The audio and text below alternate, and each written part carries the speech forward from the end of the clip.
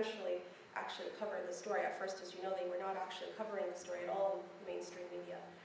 And it was mostly on social media. So impacts.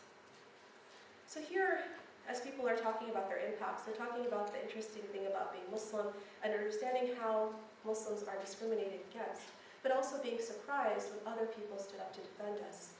And that reaction shouldn't be there, like that person is saying. It really shouldn't be there.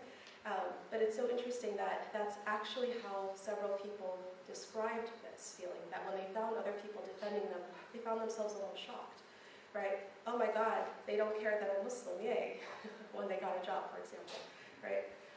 So, things of this nature, it really kind of brought up all kinds of sentiments. And remember, this is all, I would say, and I'm going to very clearly say here, the pre-Trump era, where all of this is happening before the current presidential elections, in which there's constant Muslim bashing happening, right? So it's just, if anything, it's worse now than it was then. Here, this person is talking about communication, and I'd like to spend a moment on communication and what that means for the community. So this person says, I really feel that communication is the one thing our community could definitely improve upon. I feel like there's a divide between our parents' generation, the older people, and us. It's mostly students rising up and saying, hey, this is wrong, and holding vigils, actually wanting to talk about it. But the culture of communication is something that's been fostered since we were little here in America. And people of our parents' generation who come from other countries are not used to talking about this kind of stuff. So they feel even more afraid. But I think we need to open up the channels because everyone can benefit from that. And I feel this really was a sentiment. And so even for Chapel Hill itself, that community, there really was quite a bit of networking and fostering within the community of making sure there were support groups and help for those who lived there, which was really great. We saw this also happen across the country in different places as well where there was a majority Muslim population. But certainly there were people who didn't have that and felt incredibly isolated and therefore turned to social media, and that was really their only outlet. So what are the implications of this particular shooting and a study like this? So here, first we'll say that many Muslims, as we've already expressed, were impacted by these shootings. And they really struggled to express their emotions and really struggled to figure out how to deal with these emotions. For many, if it wasn't already present and on the surface, it really erased the awareness of the bias and oppression amongst Muslims, but also amongst other groups as well. And for here, I'd like to say, because the study took place in St. Louis, and all of the participants are from St. Louis, which is very close to Ferguson, and very close to the timing of Ferguson, there was a lot of discussion in the focus groups about how this is not just an issue that affects Muslims, but rather affects so many other groups as well. So there was a shared sense of anger and a shared sense of the injustice that really affects so many different populations. Also, the importance of having support spaces to process and discuss these feelings. And they're not always available. And I think that's something, if anything, we take away from this is really making sure that we make such spaces available, especially to our younger population, but as we discussed, even for our elders. Lastly, that other studies need to be conducted to really confirm the findings here. This is a very small study, but nevertheless it is a start. So I'm very happy to have been able to share this with you, and we hope that this was meaningful in kind of looking forward to the future of what else we need to work on in this capacity. Thank you.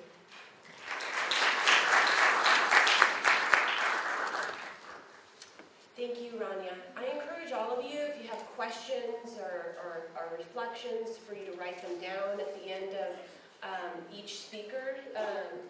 After the end of, when you guys all go, we're going to open it up to the audience for a facilitated discussion. So thank you so much. Next, Kaja, please.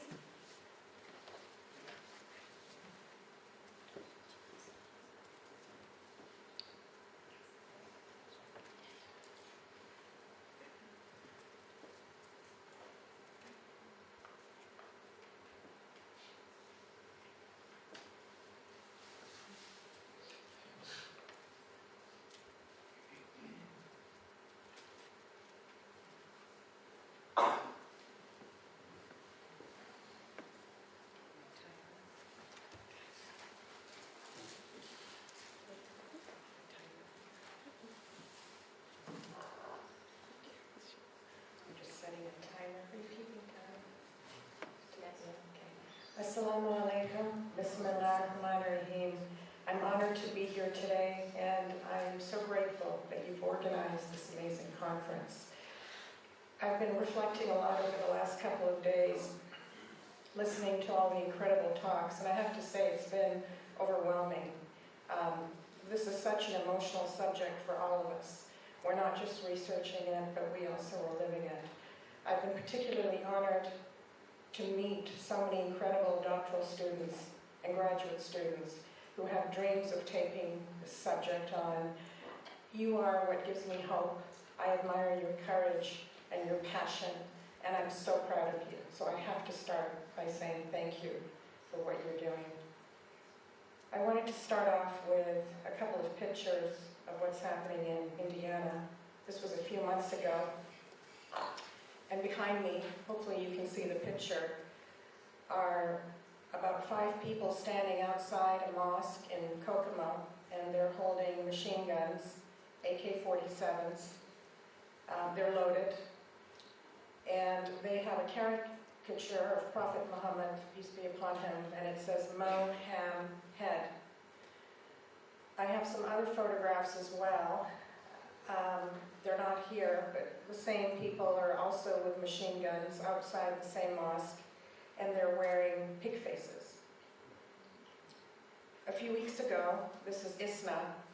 This was written on the Islamic Society of North America on their walls. Sand niggers, F Muslims, F ISIS, and something else about suicide.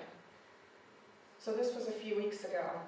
On my way here, a few weeks ago, I was dealing with a situation with facing a student at Indiana University. And students are supposed to be safe spaces for everybody.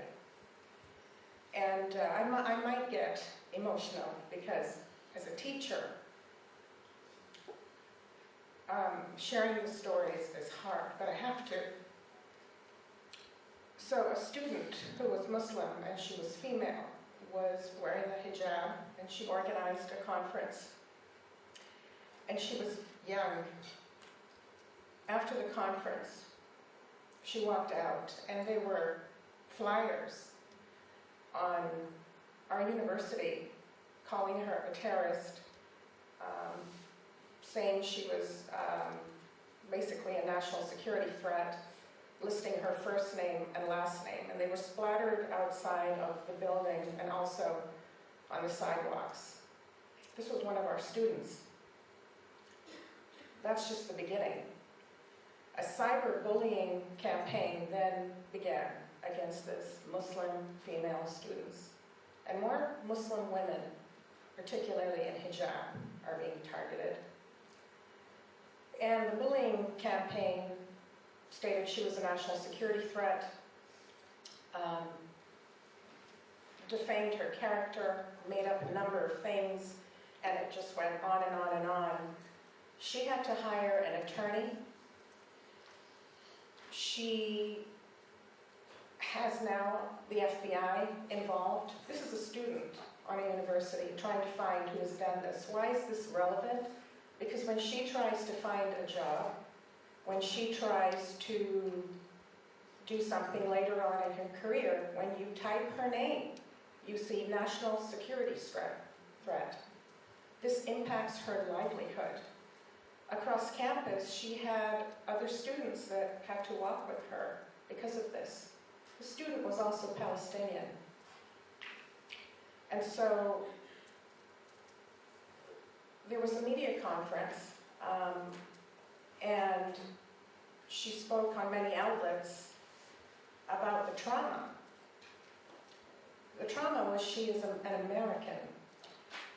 And she didn't show her face, but she showed her voice and had her voice in the background of all the outlets.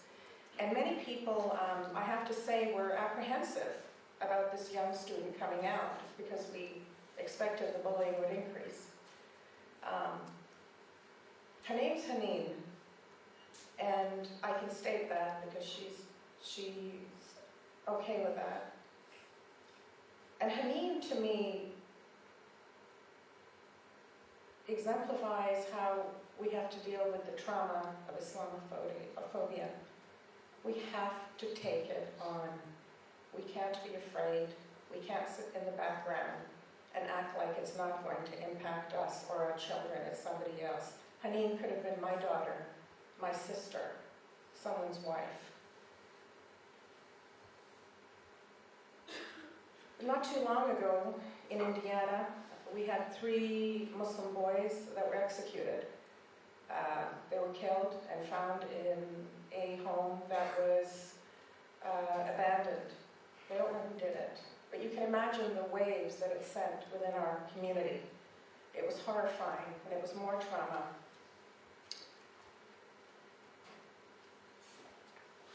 So I'm a social worker, and my background is actually investigating child abuse, sexual assault, domestic violence, and dealing with addiction, sexuality issues.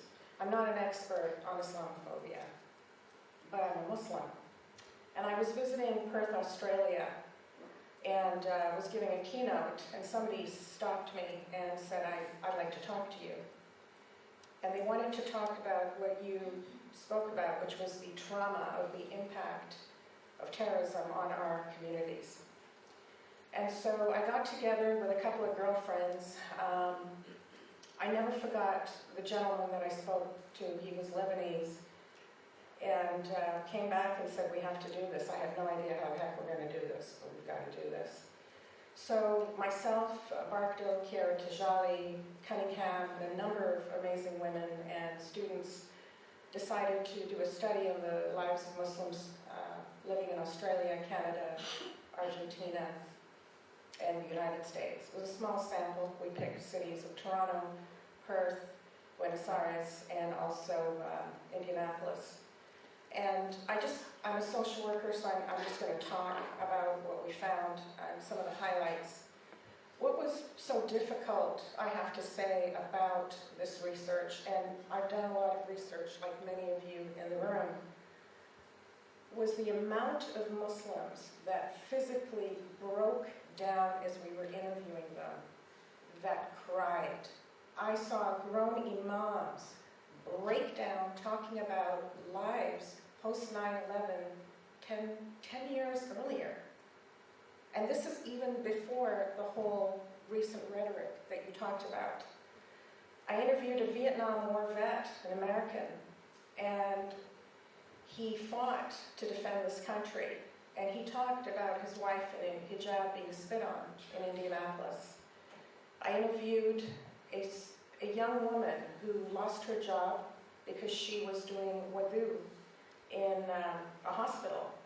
And somebody said she was taking a shower and she was terminated. I asked her why she didn't do something about it. And she said, I didn't want to bring more attention to myself because my worry is that if I do, it's going to get worse. And so she never said anything. We interviewed somebody in Perth who was in a mosque in Perth, Australia, and a shot went right through the mosque while he was praying.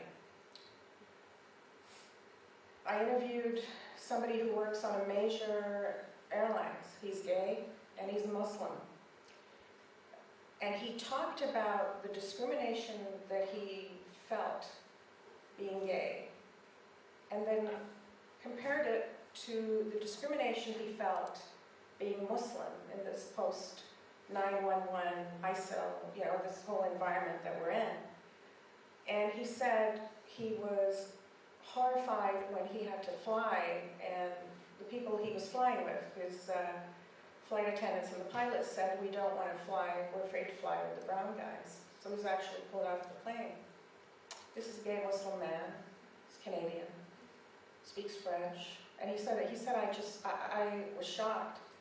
Because of that incident, years and years ago, he now flies a completely different route. So it's completely changed his career because he can't deal with the hassle. And that's how it's impacting so many of us personally.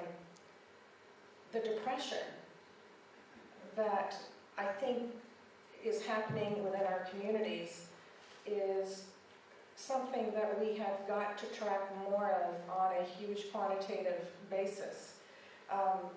particularly, I want to speak to some of the things, another study I did recently in Canada, where I looked at social service needs of Muslims. It wasn't on Islamophobia, and I interviewed Muslim men who broke down and shared with me stories about, many of them have come from different countries. They're trying to find jobs. Maybe they're doing taxi driver work because their degrees won't be recognized, etc. Highly educated Muslim men.